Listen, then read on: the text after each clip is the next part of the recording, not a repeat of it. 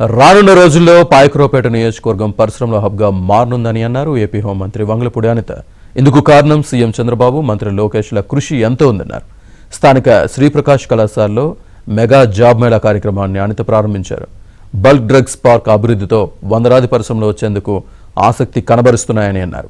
ఈ జాబ్ మేళాలో సుమారు 53 పరిశ్రమల ప్రతినిధులు యువతకు ఇంటర్వ్యూ నిర్వహించినట్లు అనిత వివరించారు.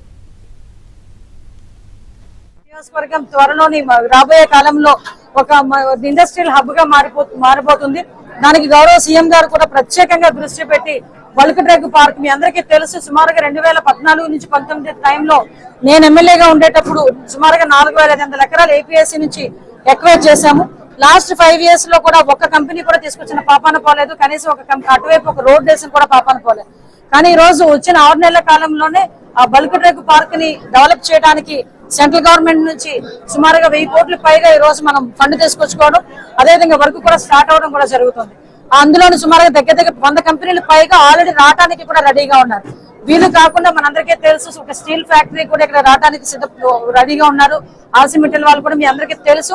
గౌరవ సీఎం గారు కూడా దీని మీద ప్రత్యేకంగా దృష్టి పెట్టి, గౌరవ నారా లోకేష్ గారు కూడా ప్రత్యేకంగా దృష్టి పెట్టి వాళ్ళందరితోనే కూడా వీడియో కాన్ఫరెన్స్ లో మాట్లాడి ఇక్కడికి రప్పించిన పరిస్థితి.